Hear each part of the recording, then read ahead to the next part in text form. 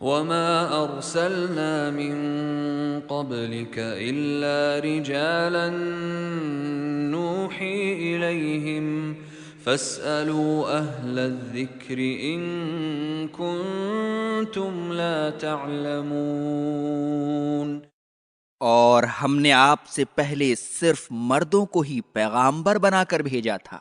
جن پر اپنی وحی نازل کرتے تھے، پس اگر تم لوگ نہیں جانتے ہو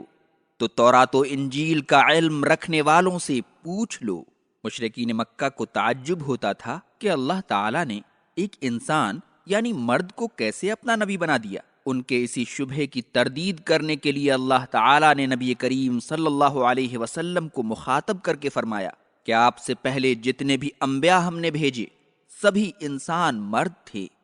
ایک بھی نبی فرشتہ نہیں تھا۔ اور مشرکین مکہ سے کہا کہ اس بات کی تصدیق کے لیے یہود و نصارہ سے پوچھ لو جنہیں تم بھی اہل علم و دانش سمجھتے ہو، اور وہ بھی تمہیں اپنی کتابوں کے حوالے سے یہی بتائیں گے کہ انبیاء کرام ہمیشہ انسان مرد ہوا کیے ہیں جنہیں اللہ تعالیٰ ان کی صداقت کے واضح دلائل اور انسانوں کی ہدایت کے لیے کتابیں دے کر بھیجتا رہا ہے۔ تقلید شخصی کے قائلین نے اس آیت سے استدلال کیا ہے اور کہا ہے کہ اس میں اللہ تعالیٰ نے جن کے پاس علم نہ ہو انہیں حکم دیا ہے کہ وہ اہل علم سے پوچھ لیں، تو اس کا جواب یہ ہے کہ آیت کا سیاق و سباق دلالت کرتا ہے کہ یہ آیت ایک خاص موضوع کے بارے میں سوال کرنے سے متعلق ہے جس کا تقلید شخصی سے دور کا بھی تعلق نہیں ہے۔ ابن جریر، بغوی اور اکثر مفسرین کی یہی رائے ہے۔ سیوطی نے اپنی تفسیر در منصور میں اسے تفصیل کے ساتھ بیان کیا ہے۔ اور اگر فرض کر لیا جائے کہ آیت کریمہ سے مراد عام سوال ہے تو اہل ذکر سے سوال کرنے کا حکم دیا گیا ہے،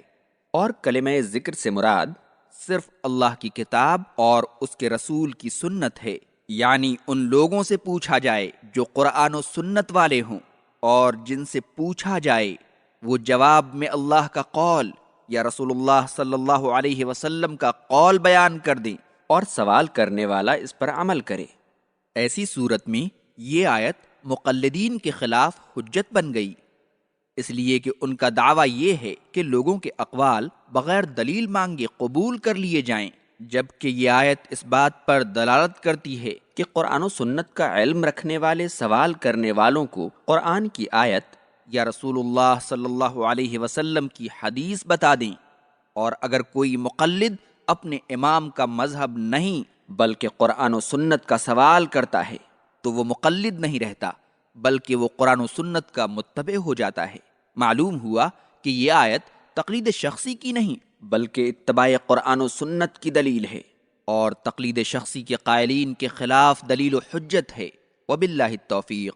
اس کے بعد اللہ تعالیٰ نے نبی کریم صلی اللہ علیہ وسلم کی نبوت کی مزید تائید و تصدیق کے طور پر فرمایا کہ ہم نے آپ پر قرآن نازل کیا ہے جو لوگوں کو ان کا بھولا ہوا سبق یاد دلاتا ہے اور انہیں خواب غفلت سے بیدار کرتا ہے، اور آپ کی ذمہ داری یہ ہے کہ آپ بحیثیت رسول ان اوامر و نواہی اور وعد و وعید کو لوگوں کے لیے بیان کر دیں جو اس قرآن میں موجود ہیں،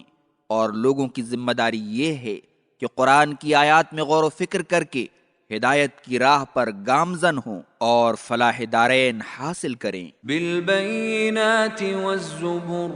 وأنزلنا إليك الذكر لتبين للناس ما نزل إليهم ولعلهم يتفكرون۔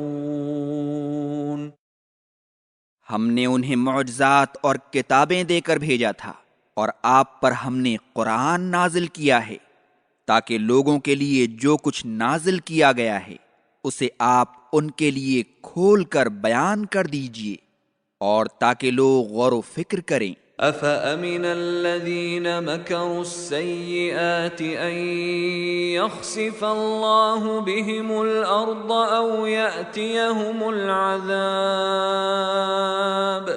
أَوْ يَأْتِيَهُمُ الْعَذَابُ مِنْ حَيْثُ لَا يَشْعُرُونَ۔ کیا جو لوگ اللہ کے رسول کو تکلیف پہنچانے کے لیے بدترین تدبیریں کرتے ہیں اس بات سے بے فکر ہو گئے ہیں کہ اللہ انہیں زمین میں دھنسا دے یا اللہ کا عذاب انہیں اس جہت سے آلے جس کے بارے میں وہ سوچ بھی نہیں سکتے ہیں۔ مشرکین مکہ کو ڈرایا جا رہا ہے تاکہ شرک سے توبہ کریں اور نبی کریم صلی اللہ علیہ وسلم کی نبوت، روز قیامت اور جزا و سزا پر ایمان لائیں۔ آیت کریمہ میں سیئات سے مراد وہ تمام معاصی ہیں جن کا اہل مکہ ارتکاب کیا کرتے تھے۔ ان میں سر فہرست نبی کریم صلی اللہ علیہ وسلم کے قتل کی سازش، کمزور مسلمانوں کو ایمان سے برگشتہ کرنے کے لیے روح فرسا سزائیں دینی اور اسلام کی بیخ کنی کے لیے سازشیں کرنی تھی۔ اللہ تعالیٰ نے فرمایا کہ یہ مشرکین مکہ جو شرک کا ارتکاب کر رہے ہیں اور نبی کریم صلی اللہ علیہ وسلم کی نبوت اور روز قیامت کا انکار کرتے رہے ہیں اور اسلام اور رسول اللہ صلی اللہ علیہ وسلم کے خلاف بدترین سازشیں کرتے رہے ہیں، کیا انہیں اس بات کا ڈر نہیں ہے کہ اللہ تعالیٰ انہیں زمین میں دھنسا دے یا اچانک کسی عذاب میں مبتلا کر دے، یا کوئی طوفان آ جائے، یا کوئی وبا یا قحط سالی جو انہیں محتاج و فقیر بنا دے، یا جب تجارت کے لیے ایک شہر سے دوسرے شہر جا رہے ہوں تو اچانک اللہ تعالیٰ انہیں ہلاک کر دے، اور ایسا کرنے سے وہ اللہ تعالیٰ کو روک نہیں سکتے ہیں، یا انہیں یکے بعد دیگرے ہلاک کرے یہاں تک کہ ان کا ایک فرد بھی باقی نہ رہے۔ لیکن اللہ تعالیٰ اپنے بندوں کے لیے بڑا ہی مہربان اور رحم کرنے والا ہے، اس لیے اس نے اہل مکہ کے ساتھ ایسا برتاؤ نہیں کیا بلکہ انہیں تائب ہونے اور حق کی طرف رجوع کرنے کی مہلت دی۔ او يأخذهم في تقلبهم فما هم بمعجزين، یا انہیں اس وقت پکڑ لے جب وہ زمین میں چل پھر رہے ہوں، پس وہ کسی بھی حال میں عاجز نہیں کر سکیں گے۔ او يأخذهم على تخوف فإن ربكم لرؤوف رحيم، یا انہیں اس وقت پکڑ لے جب وہ عذاب کے خطرے سے خوف زدہ ہوں، پس بے شک تمہارا رب بڑا ہی مہربان، بے حد رحم کرنے والا ہے۔